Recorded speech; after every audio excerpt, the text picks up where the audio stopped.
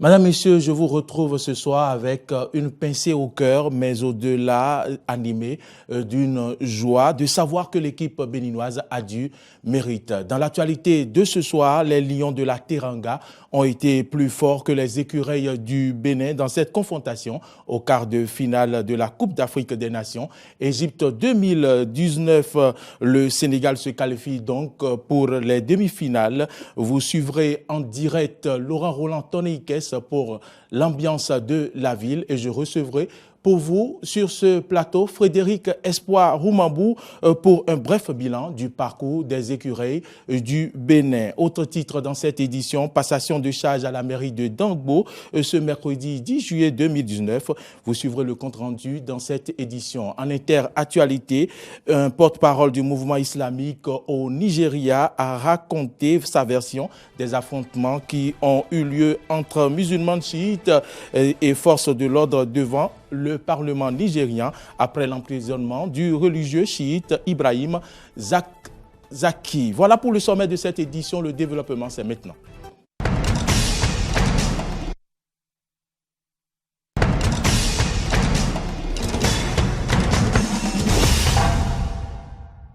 Merci de votre fidélité à Eden TV et bienvenue dans ce journal. On ouvre cette édition par le sport. Actualité oblige, vous le savez, le Bénin et le Sénégal se sont affrontés cet après-midi pour le compte des quarts de finale comptant pour la Coupe d'Afrique des Nations Égypte 2019. Je vous l'annonçais en titre, un match qui s'est donc soldé par la victoire des Lions de la Teranga, 1-0. Un match âprement disputé durant 90 minutes. Nous avons en ligne Roland Laurent Tonneikes. Bonsoir Roland. Bonsoir Maurice Agua. Quelle est l'ambiance qui prévaut en ce moment dans la ville de Cotonou jusqu'à Calavi et environ? Il faut dire que quand on fait le tour de Cotonou jusqu'à arriver à Calavi, l'ambiance est calme parce que contrairement aux autres jours où les Béninois en fait étaient tout en joie, surtout après le match face au Maroc, ce soir, après cette défaite, tout est calme. Mais cela n'empêche pas les Béninois de féliciter leur équipe. Voilà un peu l'ambiance qui prévaut du côté de Calavi et du côté de Cotonou, dans certains coins de Cotonou. Dites-nous, Laurent Roland Tonneikes, est-ce que quand même le Bénin mérite bien sûr, ne mérite pas cette coupe par hasard?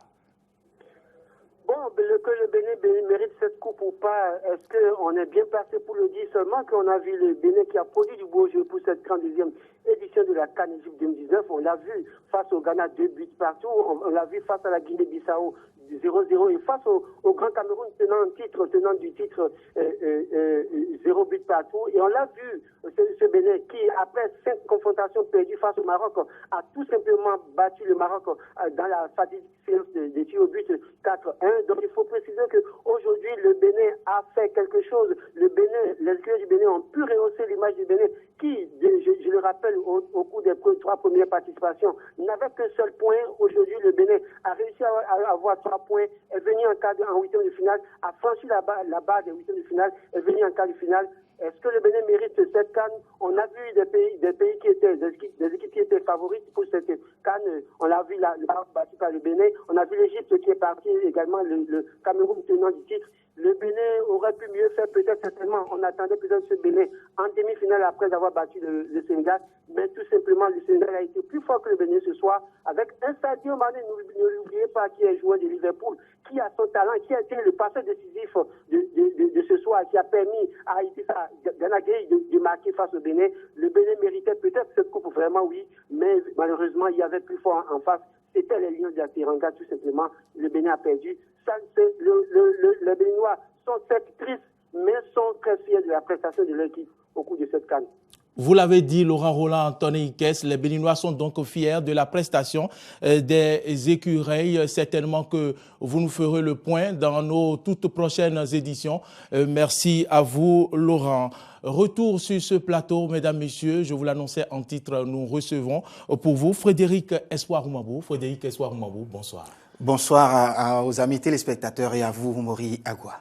Dites-nous quel bilan peut-on faire ce soir de cette participation des écureuils à cette 32e édition de la Coupe d'Afrique des Nations Égypte 2019. Je crois que pour cette 32e édition, en tout cas pour la 4e participation des écureuils du Bénin à une phase finale de la Coupe d'Afrique des Nations, le Bénin a sorti le grand jeu. Le Bénin est resté aujourd'hui parmi les 8 dernières ou les 8 premières nations en Afrique. Il faut le dire déjà.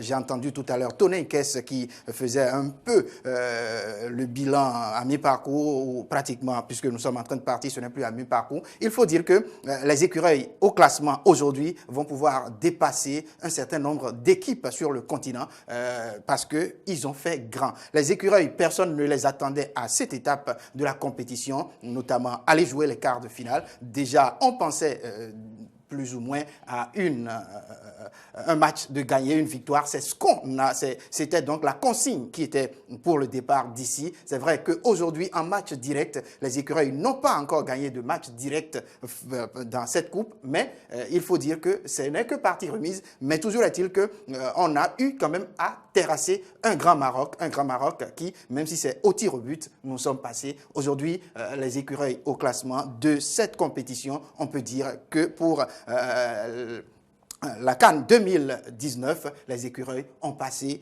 et l'étape des Marocains et l'étape des Ghanéens et l'étape des Camerounais qui étaient pourtant tenants en titre de cette compétition. Frédéric Espoir Roumambou, j'ai entendu le sélectionneur Hervé Renard dire que... Hervé Renard, le Marocain, dire que l'équipe des écureuils qui ne comprend pas le système de jeu des écureuils.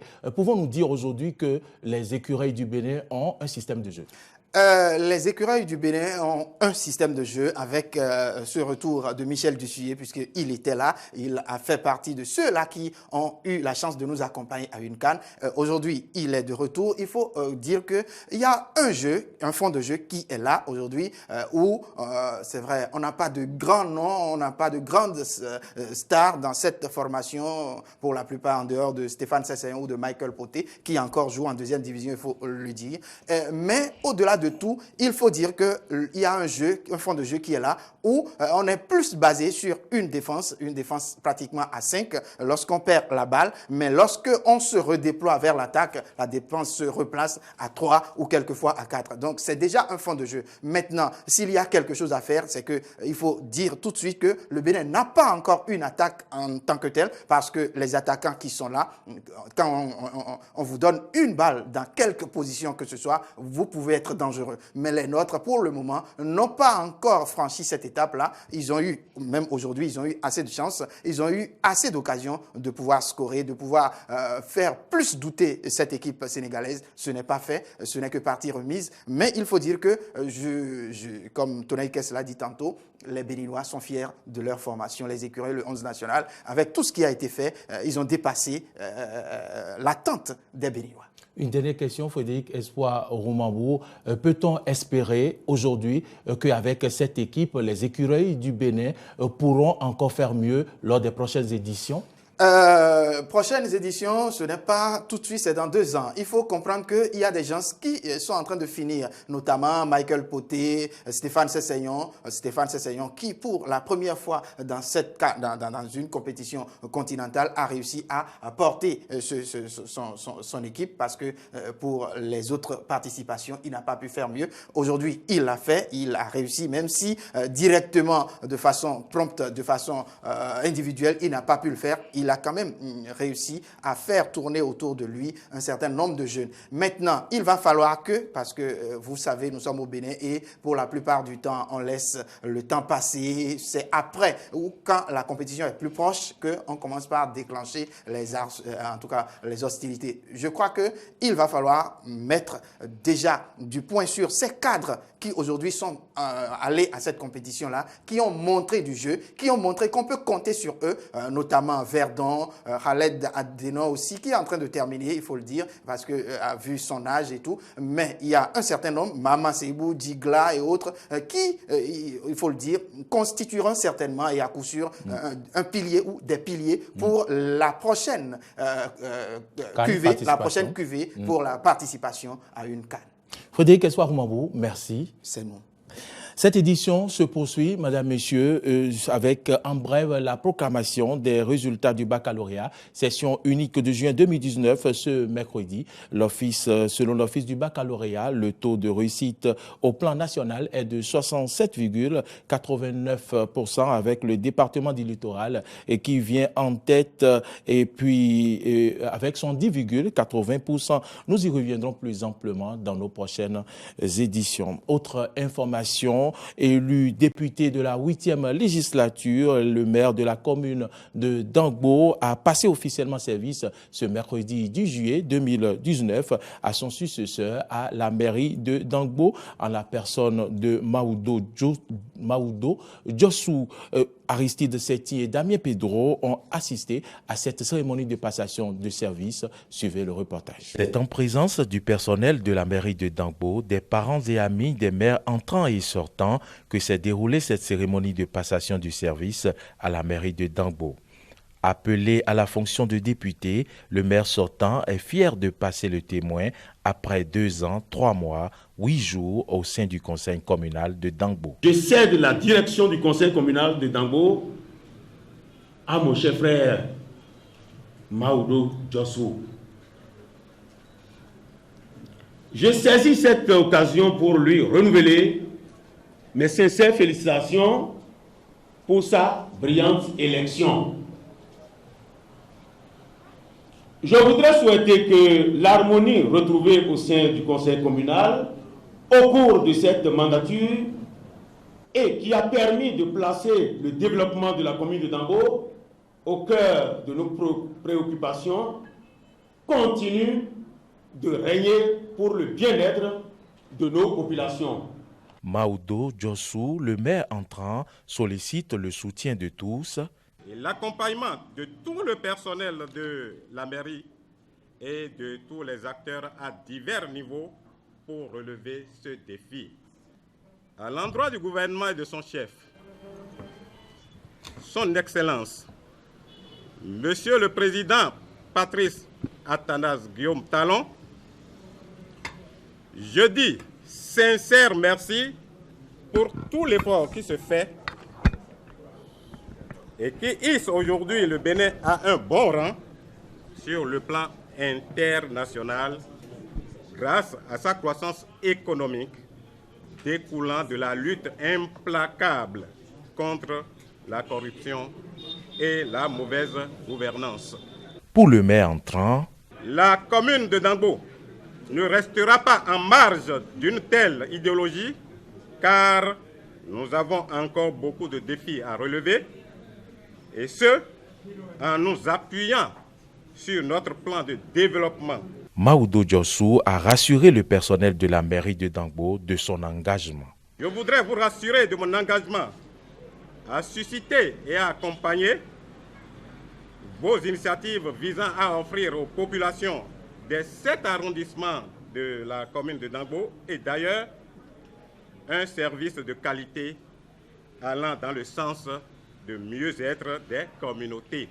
La mairie de Dangbo change ainsi de main dans la continuité avec le nouveau maire. Sont des milliers à prendre d'assaut les arrondissements pour se faire enrôler dans le cadre du recensement du projet de reconstitution des actes de naissance sans souche. Un tour dans certains arrondissements nous permet de nous convaincre de l'importance de cette opération lancée le 2 juillet 2019 sur toute l'étendue du territoire national. Laurent Roland, Tonéikès, Fiacre, Voitan.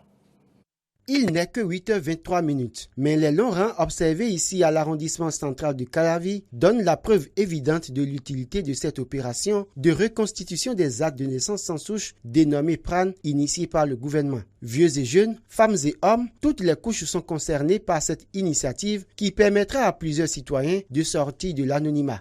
L'opération elle a été très bonne. Nous allons remercier beaucoup le gouvernement pour l'initiative et nous le remercions beaucoup. C'est très bon. J'ai vraiment apprécié. Un des agents recenseurs de ce centre rassure également que tout se passe bien. Au début, les gens ne sortaient pas. Mais quand 2 ou 3 jours comme ça, les gens commençaient pas à sortir. Et il y a un peu d'affluence, donc ça se passe très bien. Il y a du calme, la paix, la quiétude et tout se passe très bien ici. À l'arrondissement de Godomè, situation est identique, avec une forte affluence et un rang qui s'étend au-delà de la cour de l'arrondissement. Ce qui d'ailleurs amène le secrétaire administratif de l'arrondissement à poser une doléance. Ceux qui sont venus pour faire l'enregistrement, le nombre est insuffisant. Si éventuellement on pouvait encore envoyer d'autres personnes pour pouvoir nous permettre de contenir la population, puisque nous avons constaté que ce matin, assez de monde qui ont envahi l'arrondissement de Godomè. Pas autant d'affluence à l'arrondissement de Zinvier. Mais ici également, tout se déroule bien. L'initiative est très bien appréciée par le chef d'arrondissement, Christophe Aïssi, qui adresse ses remerciements aux autorités. Et je voudrais, dans un premier temps, remercier le gouvernement qui a vu juste. S'il n'y avait pas ce projet-là, il fallait en créer. Rien qu'à voir l'engouement que nous remarquons autour de cette opération-là, je félicite son chef, le président de la République, son Excellence le président Patrice Talon, pour lui dire combien de fois les populations seront soulagées après cette opération-là. Il a par ailleurs rappelé que les chefs de village ont été instruits pour porter le message de cette opération à l'endroit des populations. Il invite par conséquent les populations à saisir cette opportunité que leur offre le gouvernement. Je voudrais dire aux populations, quand on lance ce type d'opération, elles doivent prendre une part active. Elles doivent venir se recenser conformément aux directives données. Rappelons que cette opération lancée le 2 juillet dernier sera clôturée le 17 juillet prochain. Elle concerne ceux qui ont des actes de naissance sans souche et pour se faire enrôler, ils devront se rendre dans n'importe quel arrondissement des 77 communes du Bénin munis de leur récépissé RAVIP et une copie simple de leur acte de naissance. Une semaine après le lancement officiel de cette opération par l'Agence nationale d'identification des personnes, ANIP, que peut-on retenir du bilan à mi-parcours avant la clôture le 17 juillet prochain? Élément de réponse avec le président du comité technique de pilotage du RAVIP, Jean Arolo. Le premier constat qui se dégage après une semaine d'exécution de ce projet est un constat très heureux.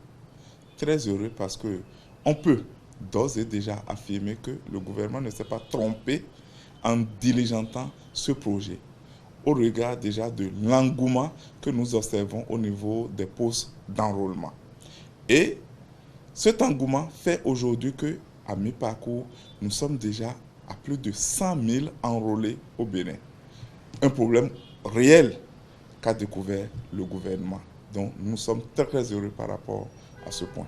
Nous avons déjà même commencé par prendre quelques dispositions. Vous prenez l'exemple même de l'arrondissement de Godomè, où au lieu d'une seule équipe, on a dû multiplier l'équipe à 4, avec, après une concertation avec le chef d'arrondissement. Ça veut dire que nous ne sommes pas sans savoir les difficultés que nos agents pourraient rencontrer dans des postes par rapport au travail qui leur a été confié. Mais également, il y a le constat qui se dégage aujourd'hui est qu'il y a un déséquilibre aujourd'hui. Les communes rurales, moins d'affluence, mais le phénomène est beaucoup plus accentué au niveau des communes et des municipalités. Nous sommes en train de réguler notre dispositif pour pouvoir renforcer quelques arrondissements de ces communes, de ces municipalités, pour pouvoir effectivement clôturer à bonne date les opérations de reconstitution des actes de naissance sans souche à date fixée qui est le 17 juillet. Une autre information capitale, toujours pour améliorer les conditions de travail, surtout d'enrôlement pour ces populations concernées, c'est que nous avons inclus comme jour de travail les week-ends. C'est le moment de profiter de votre canal pour lancer un appel à ces populations en leur disant que nos agents sont au poste les samedis et les dimanches, y compris les samedis et les dimanches, jusqu'à la fin de l'opération. Autre information dans ce journal, le ministère de la décentralisation et de la gouvernance locale a tenu ces 9 et 10 juillet 2019 sa 7e session ordinaire du dialogue social. Les travaux ont été lancés dans la matinée de ce mardi par le ministre de la décentralisation par intérim Alassane Seydou. Cette session a connu son épilogue ce mercredi. Retour sur les moments forts à l'ouverture des travaux. L'Assemblée générale du comité sectoriel du dialogue social du ministère de la décentralisation et de la gouvernance locale a été mise en place le 1er décembre 2014 et depuis, elle se réunit chaque année. Cette première session ordinaire au titre de l'année 2019 se trouve donc être la 7e du ministère. Notre engagement à faire prospérer le dialogue social au ministère de la décentralisation et de la gouvernance locale justifie l'importance que revêt cet outil organisationnel qu'est l'Assemblée générale du comité sectoriel du dialogue social. Ce creuset, loin d'être un espace d'attaque et d'autodéfense, est une instance pour évoquer, dans toute la mesure du possible et avec un respect mutuel, les diverses questions dont la résolution conduira à installer une ambiance de travail saine et conviviale au sein de notre lieu de travail. Le comité sectoriel du dialogue social est un espace institué dans tous les secteurs pour anticiper les situations de crise, prévenir les conflits et chercher de manière consensuelle des solutions durables aux problèmes qui peuvent inhiber les efforts des uns et des autres. À cet effet, le secrétaire général du Centrasat, Ali Kabirou, prenant la parole, a énuméré les doléances des travailleurs au ministre Alassane Seydou, pour qui le dialogue social revêt une importance capitale. Le dialogue social a pour rôle d'anticiper sur les situations de crise pour faire asseoir l'efficacité et éviter la démotivation. C'est dans ce cadre que s'inscrit le présent creuset de concertation et de dialogue social dénommé Comité sectoriel du dialogue social. Je sais qu'en toute conscience, avec beaucoup d'élévation et sans passion aucune, ces questions seront discutées et des résolutions pratiques et applicables seront prises afin que ce creuset constitue réellement un exemple du bon fonctionnement des structures de notre ministère. Cette session sera donc consacrée au point de mise en œuvre de la dernière Assemblée générale, au recensement des problèmes dont la résolution contribuerait au meilleur fonctionnement des structures du ministère et à la définition de nouvelles tâches et recommandations. Cour de l'arrondissement d'Azové a abrité ce mardi 9 juillet 2019 une séance de formation des populations de la commune d'Aplaoué sur les premiers gestes de secours organisée par le groupement des sapeurs-pompiers du Mono-Koufo. Cette formation vise à faire des premiers témoins des accidents et des incidents, les premiers secours en attendant l'arrivée des sapeurs-pompiers. Voici le compte-rendu de Jonas Bouchi. Avant le démarrage de cette séance de formation des populations d'Azové et environ sur les premiers gestes de secours, le préfet du département du Koufo a rappelé les malheureux cas d'incendie survenus à Azové. Autant il faut prendre les dispositions pour parer à ces incendies, autant les populations devraient avoir le réflexe des premiers gestes de secours afin de limiter les dégâts lors de ces incendies et autres incidents, a fait savoir Christophe Megbedi. Et donc nous avons décidé, au cours de notre dernier cadre, que les sapeurs-pompiers viennent renseigner les parents sur ce qu'ils doivent faire, les premiers secours, les premiers gestes, premiers comportements à adopter pour sauver les parents qui sont en difficulté. Une crise, un accident, quelle doit être notre réaction? Qu'est-ce qu'on doit faire? Dégagement rapide des victimes pour pallier au pire en cas d'accident. Signal d'un cas d'accident au service de secours. Comment venir au secours à un blessé lors d'un accident? Plusieurs scénarios ont été abordés par les sapeurs-pompiers qui assuraient cette formation. Les premiers gestes que doit faire tout citoyen en cas de malaise, accident de circulation de la voie publique, accident domestique, accident de travail, toutes sortes d'accidents. Ces gestes consistent à leur donner satisfaction, à secourir ces victimes d'accidents en leur donnant des soins qu'il faut, en leur pratiquant des gestes de secours. Bien qu'appréciant toute l'importance de la séance, certains participants exhortent cependant les autorités à rapprocher plus les services de secours des populations du Koufo. C'est bien ce qu'ils ont amené, c'est bon pour... Ça va nous protéger. Il y a beaucoup des incidents de feu qui se passent dans nos dépôts d'essence à Azové ici. Et les temps que les sapeurs-pompiers vont mettre pour venir ici, le temps là, ça dure beaucoup et ça cause beaucoup de dégâts. Donc c'est pour cela que moi je proposerais à nos responsables de rapprocher la direction des sapeurs à Azové ici. L'exécution de quelques cas d'exercice pratique rassure d'un minimum de maîtrise des premiers gestes de secours par les participants à la fin de cette formation. En interactualité, un porte-parole du mouvement islamique au Nigeria a raconté sa version des affrontements qui ont eu lieu entre musulmans, chiites et forces de l'ordre devant le Parlement nigérien après l'emprisonnement du religieux chiite Ibrahim Zakzaki. En effet, cette manifestation du mouvement islamique du Nigeria, IMN, a pris un tour violent lorsque des manifestants se sont emparés d'un fusil appartenant à l'un des policiers en position à l'entrée principale du bâtiment. Suivez. L'heure est au deuil pour cette tribu des Hautes-Terres de Papouasie-Nouvelle-Guinée. Chris Solomon, 16 ans, a été tué par balle et découpé en morceaux en rentrant de l'école.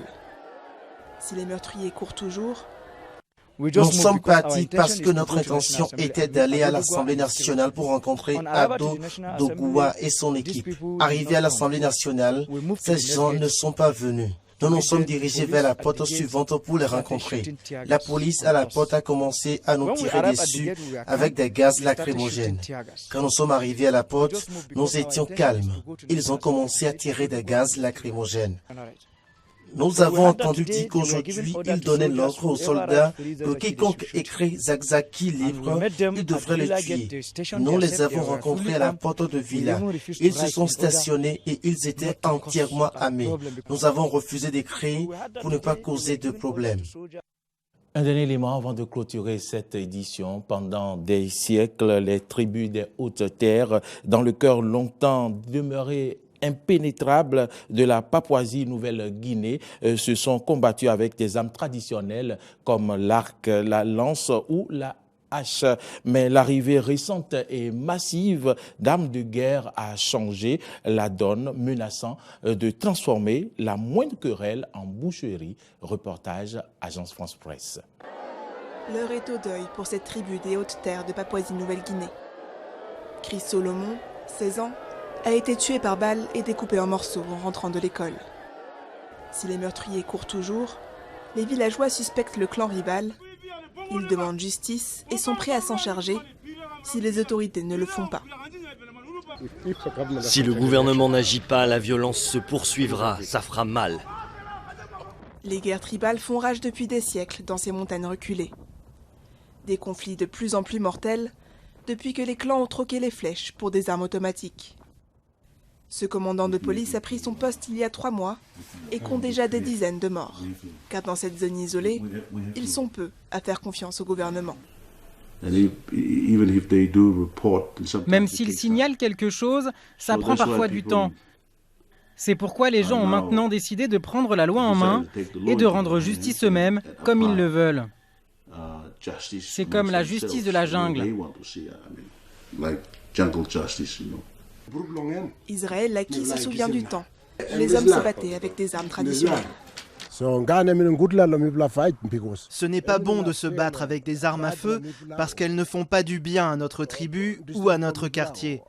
Dans une guerre avec des armes à feu, tout peut arriver et tout peut être détruit. Les églises, les maisons, tout.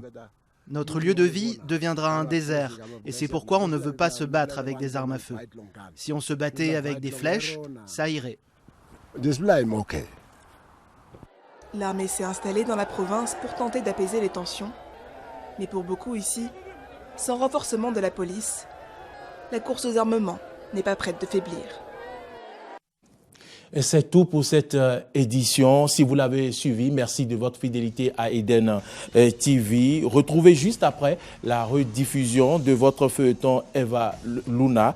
Mais surtout, savourez ce soir le parcours élogieux des écureuils du Bénin en attendant d'autres expéditions. Bonsoir.